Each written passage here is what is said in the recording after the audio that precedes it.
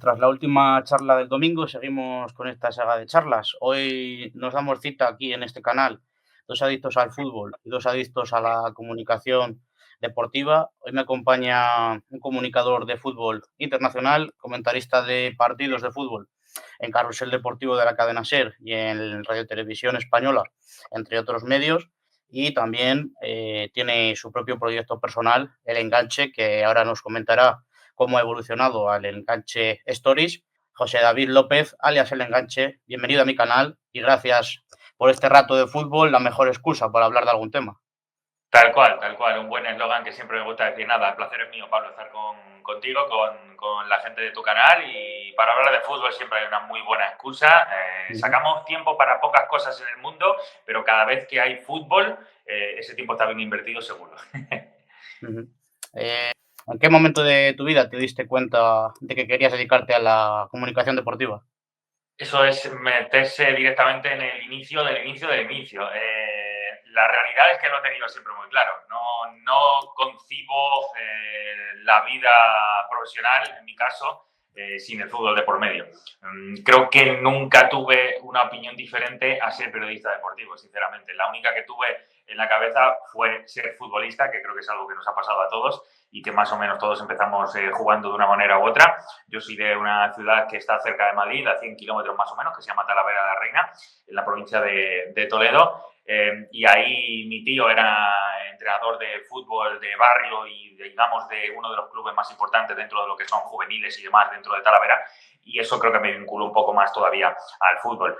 Desde los 4 años, no tenía ni 4 años, cuando yo ya estaba apuntado a un equipo de fútbol, cuando fue el Sala, cuando fue el 7, fui seleccionado con la selección de Castilla-La Mancha, fue 7 para jugar torneos en el extranjero, hice pruebas en equipos. Bueno, la verdad que no me fue nada mal hasta un momento en el que ya, pues como le pasa a la mayoría, chocas con lo que es el salto definitivo, y unos problemas físicos justo en esos momentos, más la presión que cada vez es mayor y el tener que compensarlo con la vida de un chaval que es un juvenil, que es un chavalín, pues evidentemente al final se bloquea, y el camino que se abre es el de: si me encanta tanto el fútbol, estoy enamorado de esto y es lo que me hace feliz, pues voy a vincularme de una manera u otra. Y a mí comunicar verdaderamente siempre me encantaba, y el hecho de generar y poder contar, en base a mis propios conocimientos, contar historias de fútbol, eso era lo que más me apasionaba, más allá de poder comentar partidos de fútbol, que era el gran reto que tuve muy pronto.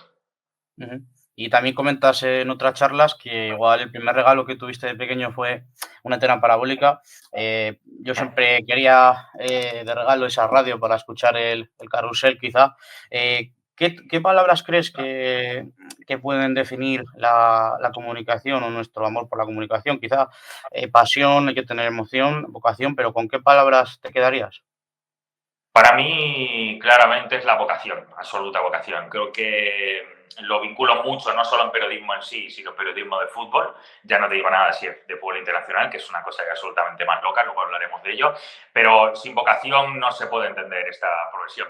Es cierto que corren tiempos en los que seguramente las doctrinas y los mensajes que reciben las nuevas generaciones van mucho más hacia una manera de entender este periodismo no tan absorbente, no tan, digamos, condicionante para el resto de cosas de la vida.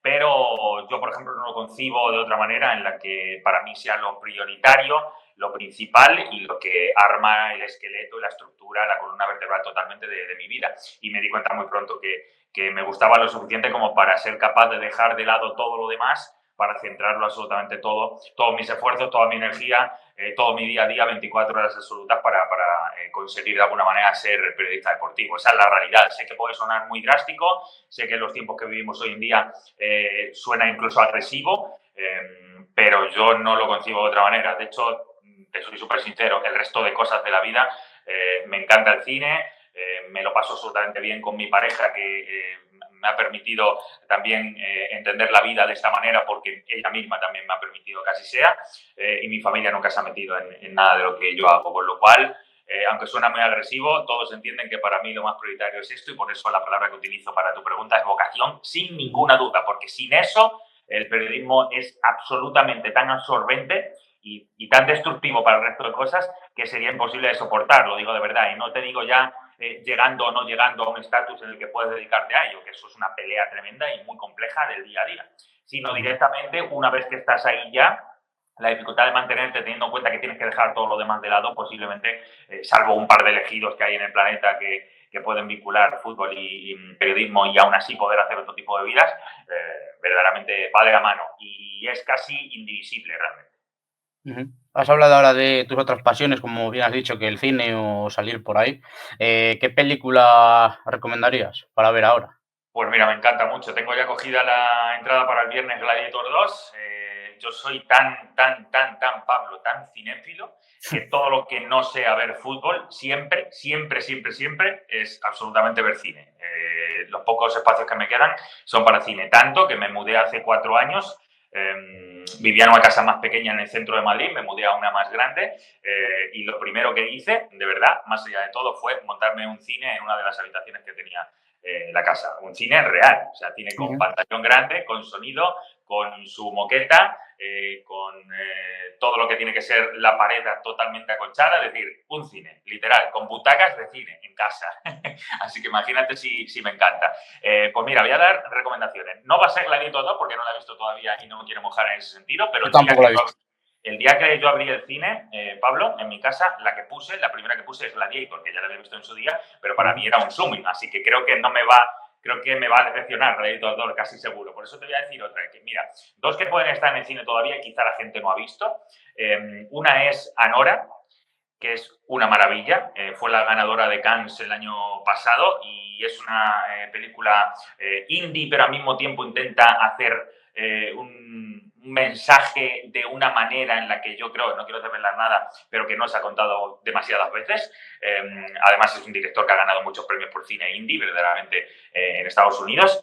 Muy estilo Sundance, pero intenta hacerlo con un lenguaje un poquito diferente. Y la otra es mucho más Destroyer, que es La Sustancia, que creo que también está en cines todavía, Ujú. Demi Moore, y verdaderamente es una película absolutamente absorbente y sobre todo demoledora, no solo por el mensaje, sino por la manera en la que quiere la directora que tú llegues a ese mensaje. Me parece tremendo.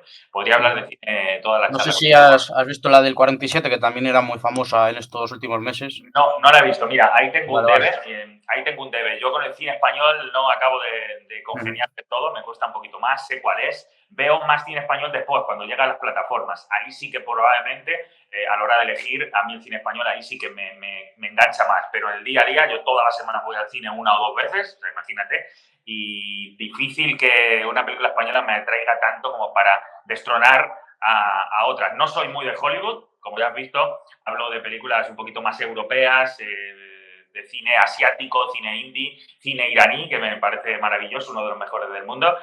Así que podría hablarte de ese tipo de cine más, pero por no sonar más friki todavía, que ya sonaré friki ahora cuando hablemos de fútbol internacional, evidentemente a alguien que es muy devoto del fútbol internacional le tenía que gustar el cine mucho más internacional, no tanto español. Pues me pasa un poco parecido.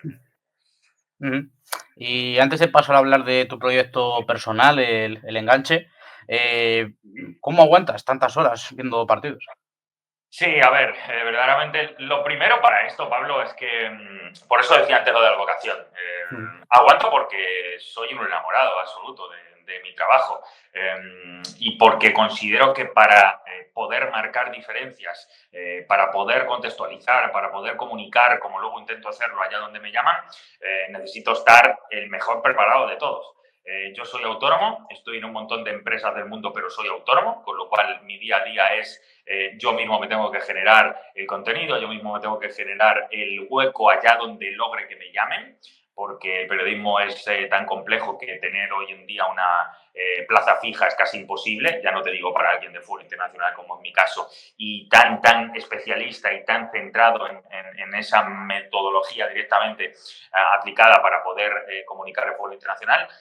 Con lo cual, lo hago primero porque es mi trabajo, segundo porque me va la vida en ello, y es la realidad, me va la vida en ello, tengo que ser el mejor, o por lo menos el que mejor preparado esté para poder luego, con sus capacidades comunicativas, llegar o no allá donde me llamen. Y segundo porque es que me encanta, o sea, me encanta. Y te voy a dar un ejemplo, por ejemplo, Pablo, para que la gente lo vea. Pablo me había escrito hace unos días para poder charlar con él. Yo vi ayer tu mensaje un día antes de lo que está siendo esta grabación, y hoy podía hacerlo. porque sabía que veníamos de semana de selecciones. Y el día de ayer, por ejemplo, fue uno de esos días donde claramente se demuestra hasta qué punto fútbol internacional para mí es absolutamente clave. Yo vi ayer por la mañana 3 partidos de fútbol asiático, porque eran las eliminatorias para el Mundial, o mejor dicho, a fase de clasificación para el Mundial. Hay varios entrenadores españoles también en alguno de ellos y eso siempre da pie a estar un poquito más atento. Pero a mí, por ejemplo, Japón veo todos sus partidos porque me encanta el fútbol japonés y porque es una cuna perfecta. Irak, que está Jesús Casas, ahora mismo el seleccionador, el español, que fue en su día ayudante de Luis Enrique. Es decir, vi 3 por la mañana de Asia. Después, a mediodía, estuve viendo otros que había de la Sub-21 y después me pasé directamente ya a Sudamérica y me vi el partido primero de Bolivia, el segundo fue el de Ecuador-Colombia, ese en el tramo final ya fui cambiando con el de Argentina y a las 3:30 de la mañana comenté para una empresa de la República Checa con la que comento partidos de fútbol internacional, comenté el partido México-Honduras. Ayer a las 3:30 de la mañana, acabé a las 5:30 de la mañana y me metí en la cama. Entonces, por eso te digo que esto o es vocacional o no lo aguanta nadie. Primero, porque a las 5 de la mañana estar dando gritos desde mi despacho, pues como no tengas a alguien en casa que de verdad entienda que tú eres un trasnochado y que eres un loco del fútbol, pues no lo va a aguantar nadie más. Por suerte tengo a alguien que lo ha entendido desde el día 1 y ha ido creciendo en la evolución conmigo de periodista. Pero es la realidad. Así es, Pablo. Un día, creo que nada puede explicarlo mejor que el día de ayer que tuve, que sabía que hoy iba a poder hablar contigo porque por la mañana iba a estar muerto porque no podía dormir prácticamente, podía dormir 4 o 5 horas y después iba a tener hueco. Así que esa es Más o menos lo suponía, ya que sí que suelo ver que comentas muchos partidos de madrugada. Vamos a hablar un poco de tu proyecto personal. Has comentado que estás en varios proyectos, eres autónomo, pero ¿cómo surge esa idea de ponerle ese nombre a tu proyecto del enganche? ¿Te gustaban los jugadores en esa demarcación o cómo empieza esa locura? Totalmente. No voy a acordar ni del año. Creo que era el año 2006. Creo que era antes del Mundial 2006. Estoy tirando de cabeza. Lo primero que me vino es hacer un blog. En aquel momento había la plataforma Blogger. Estamos en el inframundo de lo que era Internet. Ahora mismo parece que es otro mundo, pero era hace 18 años, nada más y nada menos. Yo empecé hace 20 a dedicarme a esto de manera profesional. Pues un poco después, de alguna manera, quería yo mostrar ya un poco mi camino, mi recorrido, contar mis propias historias, independientemente del lugar que me contratara para escribir, para grabar, para lo que fuera, ¿vale? Entonces, yo jugaba de enganche, como te he dicho antes, de futbolista. Yo siempre jugaba con el 8, es verdad que no llevaba el 10, llevaba el 8 porque es mi número favorito en general, pero siempre jugaba de enganche. Los enganches me encantaban, yo era enganche siempre jugando al fútbol.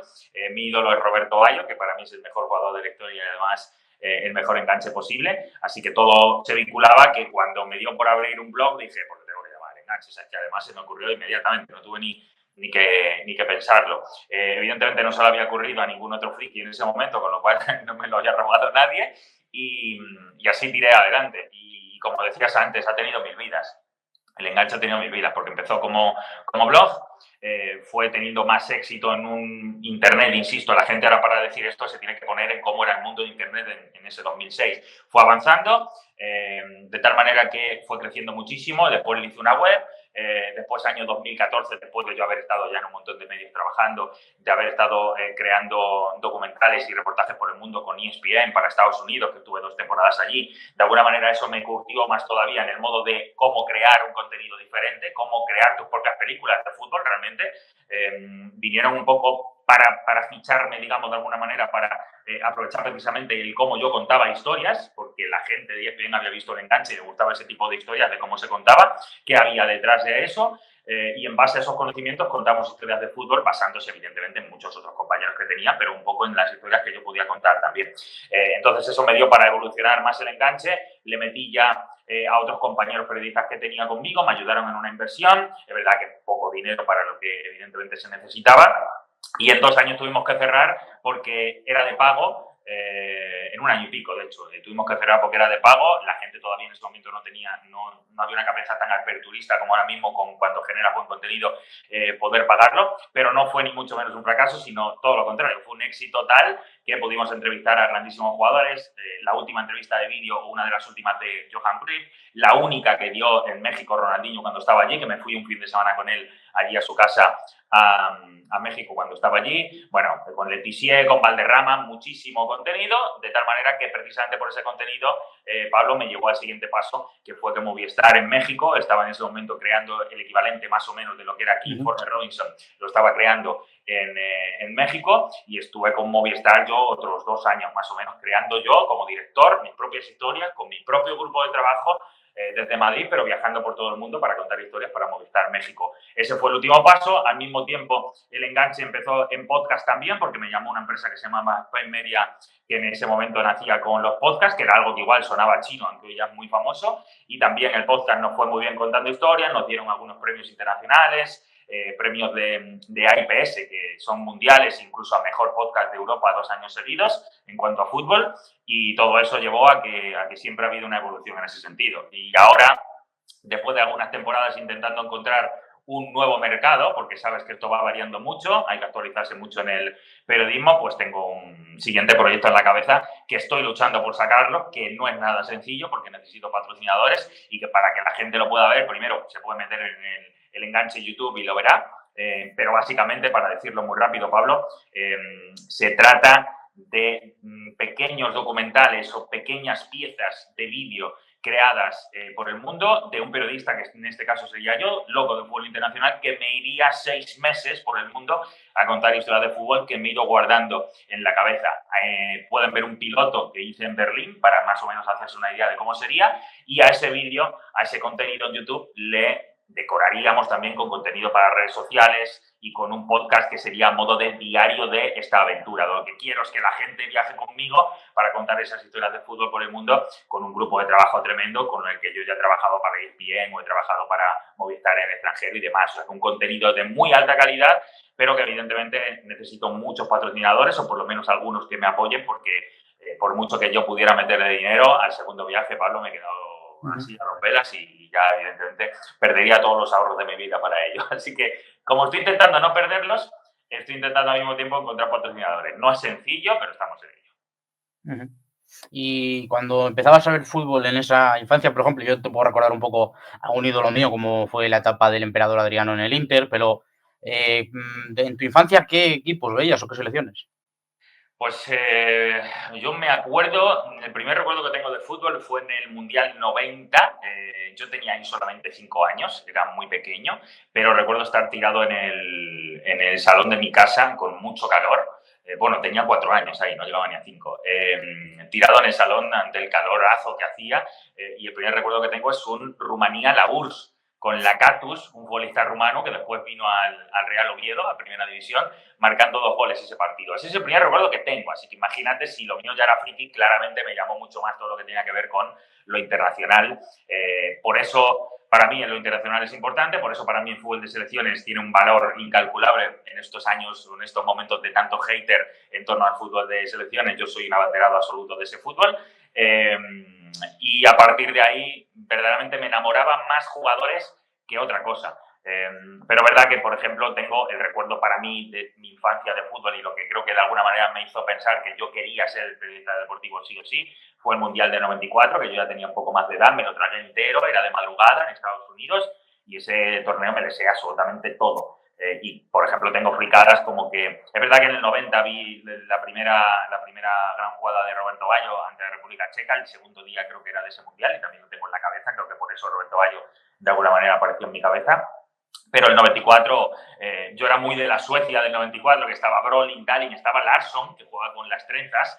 Para mí Larsson era mito absoluto en ese momento, me ganó para siempre, así que Suecia siempre me cayó bien, por ejemplo, por eso. O sea, imagínate qué tipo de fricadas te puedo contar, que no va muy vinculada tanto a ni siquiera al modelo de juego, sino a cómo era en ese momento el fútbol. Lo que me llamaba la atención, a lo mejor un jugador que tenía rastas, o cómo de repente había llegado una jugada de un gol, y por eso ya me marcaba, y sobre todo lo que siempre me ha marcado del fútbol es lo que hay detrás. Es decir, la afición que mueve ese equipo, el qué valores tienen ese tipo de hinchas, ese tipo de cosas son las que verdaderamente me me han unido, porque si me pongo a ver todos los equipos que tengo en el mundo, por decirlo de alguna manera, o todos los que mejor me caen y de los que veo todos los días sus partidos, casi todos tienen una base similar de comportamiento de su afición. Y son muy ruidosos y son un poco desvergonzados y al mismo tiempo son equipos que siempre miran hacia adelante, que son optimistas por naturaleza. Ese tipo de cosas son las que verdaderamente me han gustado. Así que historias habría mil, pero soy más de momentos concretos que de repente estar enamorado de un equipo. Ujú. Has comentado la palabra cultura del fútbol, más o menos en estos documentales, como en el piloto del Unión Berlín, quizá contar la cultura del fútbol te hace propio ese sello del enganche y no como en otros medios igual que no salen de esas crónicas previas, artículos o entrevistas. ¿Crees que también es otro de tus sellos? Sí, sin ninguna duda, sin ninguna duda. De hecho, no solo es mi sello, es algo que hago porque se note constantemente que lo mío no es ponerme a gritar en una tertulia ante otros compañeros, que si algún día lo tengo que hacer, lo voy a hacer, porque si algún día hay que ganarse la profesión, hay que ganarse el jornal, lo haré de la mejor manera que pueda, siempre intentando meterle desde mi óptica y gritar menos, desde luego, pero que verdaderamente no es eso lo que me atrae del fútbol, ni mucho menos la manera de comunicar fútbol para mí tiene que ver mucho más con su cultura, con lo que hay detrás. Es verdad que lo que pasa en el césped me encanta, pero me encanta todavía mucho más lo que pasa lejos de él, porque la reivindicación social que representa el fútbol en muchos lugares o para mucha gente tiene muchísimo más valor que en sí lo que es el césped y lo que es el fútbol como juego realmente, como deporte. Hay lugares, por ejemplo, mira, venimos de una semana de selecciones internacionales. Ahora mismo, por ejemplo, en Bolivia se está viviendo algo que es brutal, que se han llevado directamente al lugar más alto de todo el país, que se llama directamente así la ciudad, El Alto. Se han llevado allí los partidos porque la falta de oxígeno en esa ciudad para el resto de personas que acuden a ese lugar es muy complejo. Jugar allí al fútbol es muy complejo, pero al mismo tiempo, ¿cómo se puede criticar si en el fondo es Bolivia igual, es su país igual? Cada uno juega donde nace y donde le ha tocado vivir. Con los altibajos o los pros o los contras que haya. Pues eso es una historia tremenda porque ahí hay crítica casi de todo el mundo. Probablemente también hay una crítica deportiva basada en realidades que evidentemente condicionan por completo que se tengan que jugar allí, pero ellos están en un ejercicio de orgullo nacional, de patriotismo y de defender lo que es suyo a través del fútbol. Y lo logran más así, a través del fútbol, que con cualquier otra excusa, cualquier otro acto, cualquier otro homenaje, cualquier otra reivindicación que pudieran hacer política, social o de cualquier otro calado. El fútbol en eso es intocable. Así que muchas veces cuando veo estos partidos como ayer, por ejemplo, en el Alto, empatando en el tramo final Paraguay 2-2 contra Bolivia, pienso, era el lugar para estar allí, para contar la historia. Y eso es lo que yo pienso cuando veo el fútbol. Eso me genera esa sensación constante de interés mucho más allá de lo que pasa en el césped. Tras hablar del enganche, por ir terminando ya con las últimas cuestiones, ¿cómo ves el futuro del periodismo? Hablábamos el otro día en otra charla que realicé, que quizá se ha devaluado bastante por ese amarillismo que igual predomina, pero ¿cómo ves los próximos años del periodismo? Pues es difícil porque todo va actualizándose continuamente. Yo recuerdo cuando empecé no tenía nada que ver con cómo es el periodismo hoy en día. De hecho, cuando empezamos nosotros, por ejemplo, no había redes sociales. Es verdad que sirvió para, de alguna manera, impulsar y potenciar el mensaje, el estilo, la manera de comunicar que tenía cada uno. Creo que casi todos los de mi generación tenemos que estar muy orgullosos y muy agradecidos, sobre todo, mejor dicho, a cualquier red social, sobre todo a Twitter. Ahora que les pasa lo mismo, más o menos puede ser a otros, les pasará con Instagram o con TikTok, esa es la realidad, porque de alguna manera se potenció el mensaje que estábamos haciendo en un punto en el que las empresas necesitaban encontrar algún punto de nexo con la nueva gente que se comunicaba a través de las redes sociales, por ejemplo. Pero a lo mejor dentro de 20 años, por la deriva que están tomando precisamente las redes sociales, que en el fondo no es otra cosa que la deriva institucional, sociopolítica que tenemos ahora mismo en el mundo, a lo mejor cambiará. Yo creo que el camino va hacia peor, claramente va hacia peor. No hacia peor el modo de comunicar, sino la propia comunicación. Creo que es la que está ahora mismo errónea. Y a lo mejor, evidentemente, yo que soy ya de otra etapa, pienso que antes era más fácil disfrutar de lo que era el periodismo en sí y ahora estás mucho más atado a lo que crees que tiene que ser el periodismo. Y ya no es un periodismo basado en valores, basado de verdad en lo que a ti te parece que hay una buena historia que contar o en una reivindicación, sea del acto deportivo, político, social, insisto. No, ahora la manera de comunicar es mucho más directa, más agresiva, muy polarizada, y sobre todo creo que se hace, y que se me perdone la expresión, se hace para gente con un nivel de interés en ese tema absolutamente minúsculo, que lo que quiere es que le entretengan con cualquier tontería que le vaya a servir para distraerle un minuto, no como para te voy a dar una información y con esa saca una reflexión, opina, debate, no. Eso prácticamente se ha perdido. Entonces yo creo que los medios de comunicación tienen mucha culpa porque han tomado por tonto verdaderamente al usuario, pero es verdad que al final el usuario, por su manera de mostrarse hoy en día, cómo reflexiona, cómo opina, pues da la sensación que también hemos perdido mucha cordura y mucho nivel. Esa es la realidad. Ujú. Se me olvidaba también preguntarte por en qué momento también te empezó a gustar un poco el scouting de jugadores o de también vino acompañado de ver partidos y no sé si cómo recomiendas o cómo se puede empezar uno a ojear y ser scout. No sé si también hace falta una licencia o si tienes nociones sobre esto.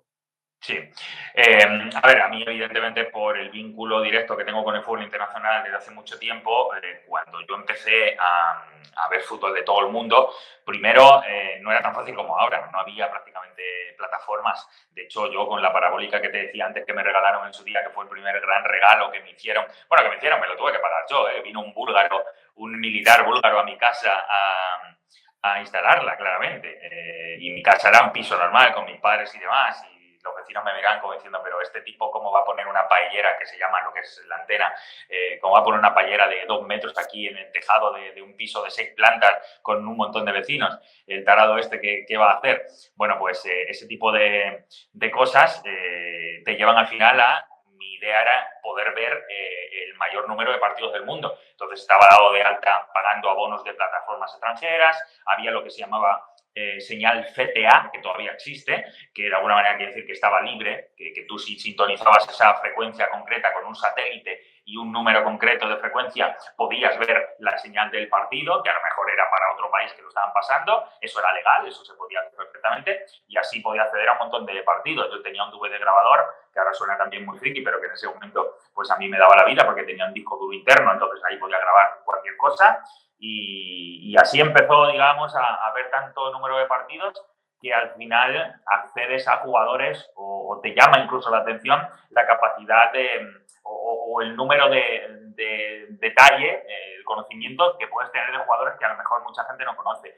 Eso quiere hacer con el tiempo lo que genera, lo que acaba por desencadenando es que hay gente del mundo del scouting que dice, ojo, José David se dedica al periodismo en fútbol internacional, ve jugadores de todo el mundo, pues evidentemente hay que intentar contactarle para ver qué le parece todo esto. Es verdad que esto ahora suena muy raro porque hoy en día el scouting no tiene nada que ver con lo que era en su momento. Yo trabajé para una agencia de scouting cuando estaba en la SER, llevaba algunas temporadas ya en la cadena SER, era en ese punto en el que tenía que decidir un poco si lo iba a dar todo ya para quedarme en la radio, para intentar ganarme un puesto o de alguna manera poder también salirme un poco y tirar por el scouting. Hice un híbrido de ambas cosas, me salí un poco de la radio, pero empecé también con lo de scouting. Tuve 2 años trabajando por una agencia de scout de las Islas Británicas, sobre todo vinculado al Wigan, al Celtic de Glasgow en ese momento, y entonces aprendí bastante de cómo es el modelo y cómo se realizaban presentaciones, ese tipo de cuestiones para informes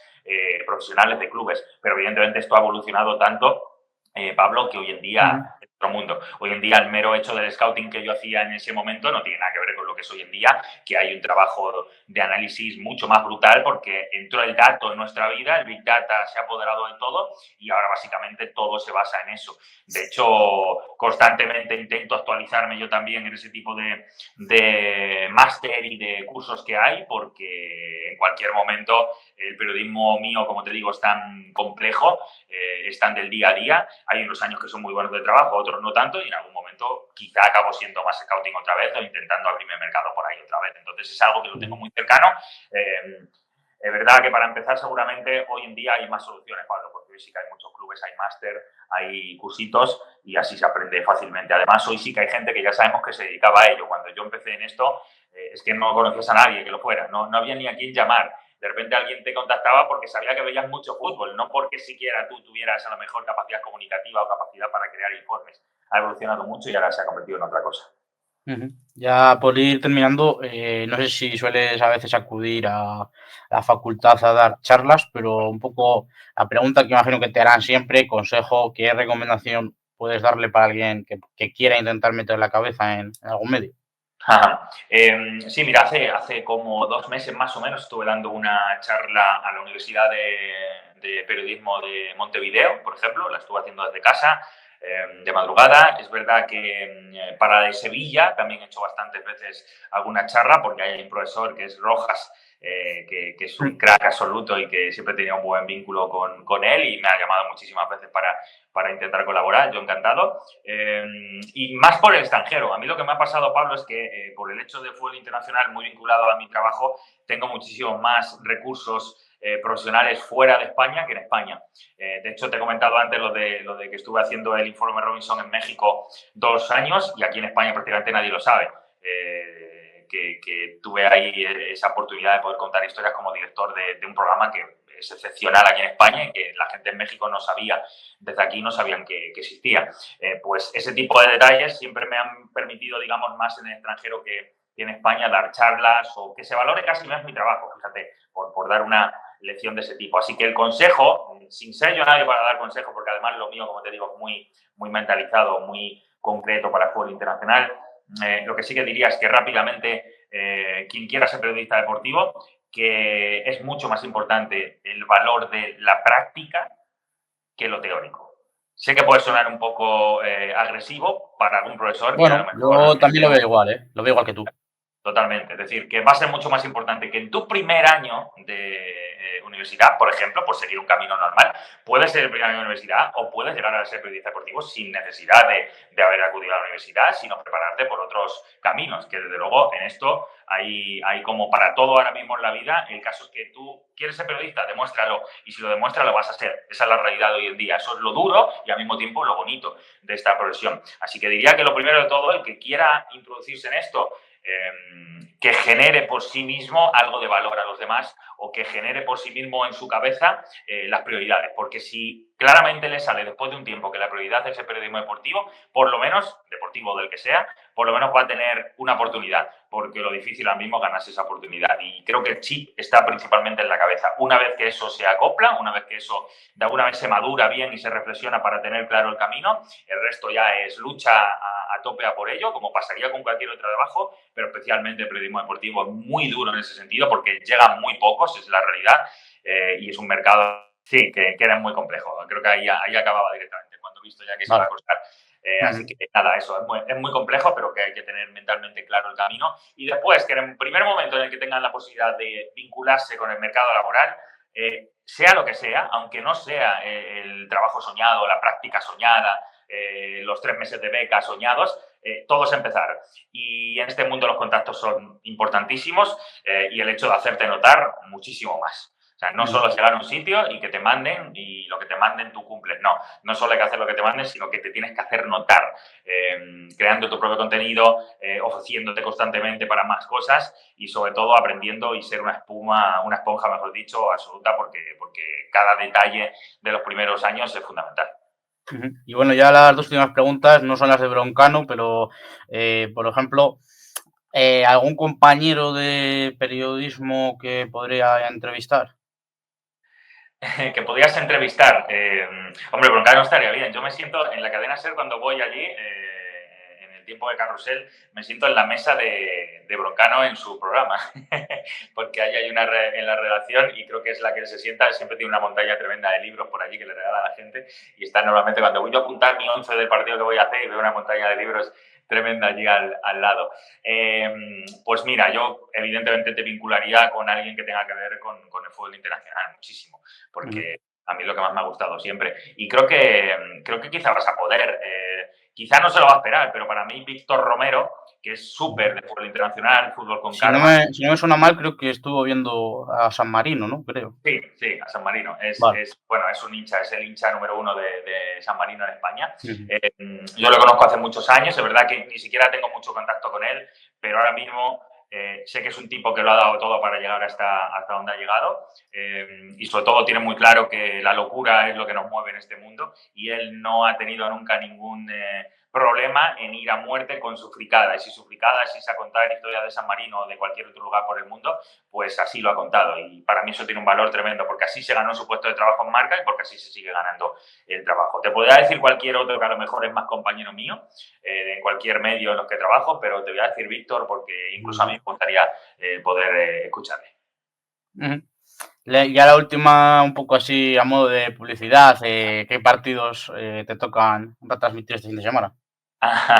Mira, pensé que me ibas a decir hoy, Bueno, hoy porque también, sí. hoy verdaderamente hay muy poco. En cuanto te cuelgue voy a ver algún rec de ayer.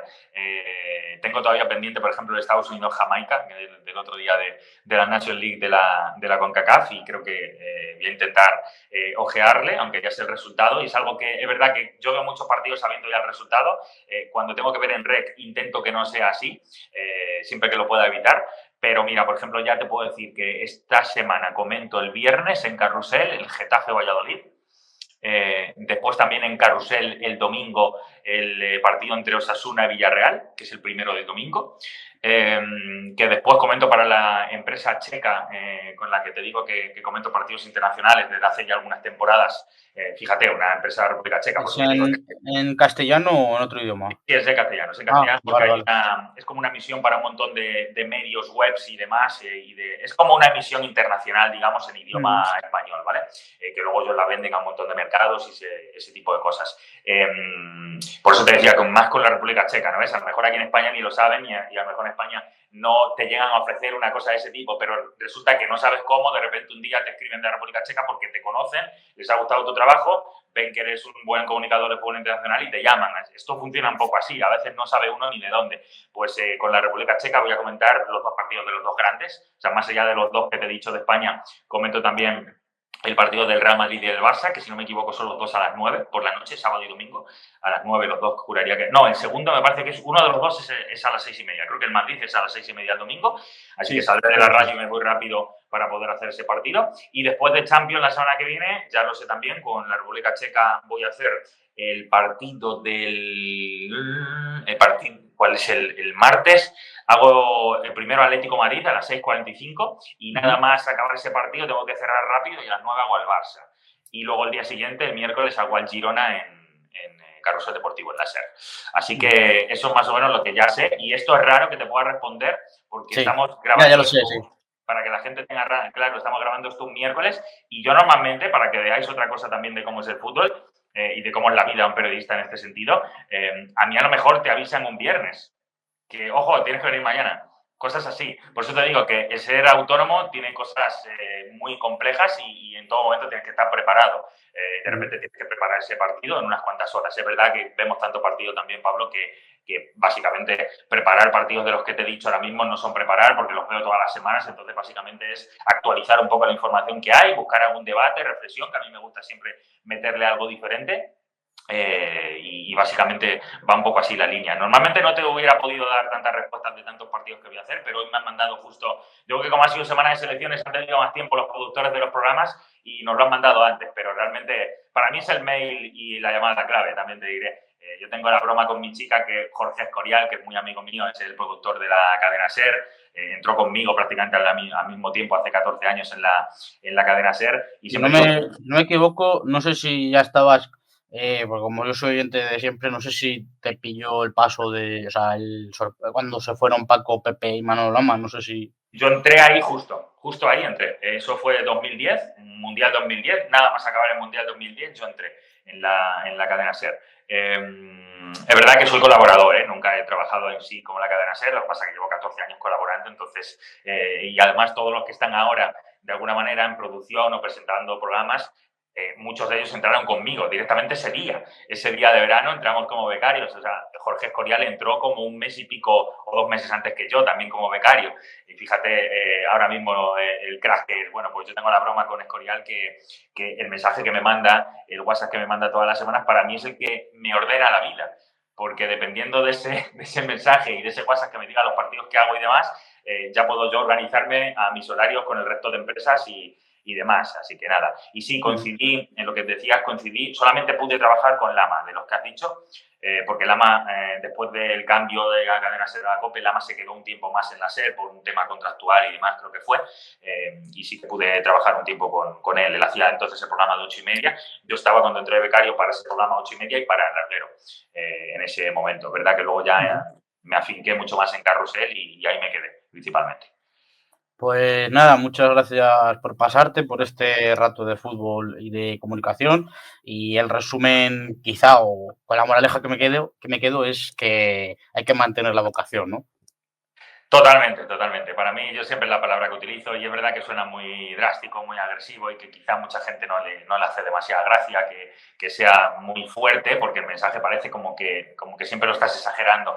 Pero la realidad, si tienes la vocación, vas a poder aguantar y vas a poder luchar como esta profesión reivindica que lo hagas. Si no tienes esa vocación, no solo te vas a acabar enloqueciendo, cabreando, te vas a quedar sin oportunidades probablemente y no lo vas a conseguir. Incluso con esa vocación, con mucha suerte y siendo muy bueno, a lo mejor tampoco lo consigues. Así que así de complejo es esto y además varía mucho, Pablo, porque hay años que son buenos, hay otros años que no hay nada y que, por ejemplo, cuando vino la pandemia no hubo fútbol, imagínate lo que fue para un autónomo de fútbol internacional que no exista el fútbol. Pues evidentemente son momentos muy complejos, nadie se acuerda de ti y no va a venir el Estado a ayudarte de ninguna manera. Así que por eso es tan complejo. Vocación máxima, lucha máxima como cualquier otro trabajo, pero este es verdad, Pablo, que es un trabajo muy, muy especial. Para lo bueno y para lo malo.